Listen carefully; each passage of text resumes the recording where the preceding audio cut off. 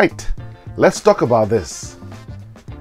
Many of my coaches struggle with saying no.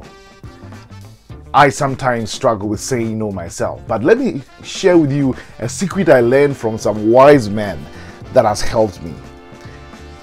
A few weeks ago, I got a message from one CEO friend of mine asking me to come on a podcast in a few days' time, and I declined, but I used a certain technique that made him write back and say, "Wow, you have said no without even saying no." And he was actually excited. I want to show you how you can say no for the other person to even be thankful for saying no.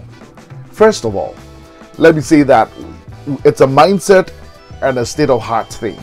The more we are in tune with our identity, our sense of identity, a healthy sense of identity, the more we're in tune with our purpose, right? Our dreams, our goals, our desires, the more we have our priorities lined up, the better we are positioned to say no to the things that don't contribute to where we're going in life. Okay, so that's the first thing. It's more of a software thing. It's more of a state of mind and state of heart, a mindset, even than a skill set. Having said that, what are the skills that you need to be able to say no skillfully? In fact, to say no for the other person to thank you for saying no. Number one, say no to the task, not the idea or the person. And so, when this person said, "Please come on my podcast," I did not say no to him as a person.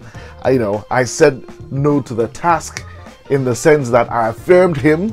I affirmed the idea. I said, "Wow, this is an amazing work you're doing. Wow, many people need to hear about this podcast."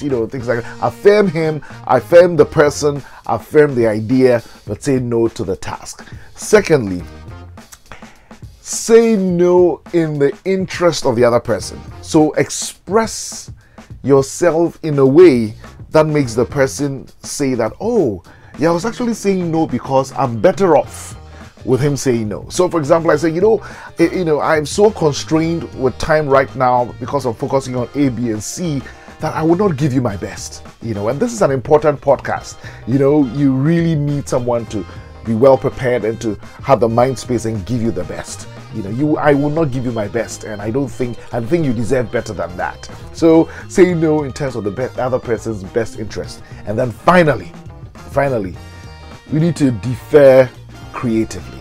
Provide an alternative. So you could say, "All right, how about next month? You get in touch and let's see if we can do it." Or defer creatively also in terms of you could suggest somebody else. But I have a friend who is really good in this area, and I have a feeling that next week he might be a bit less busy.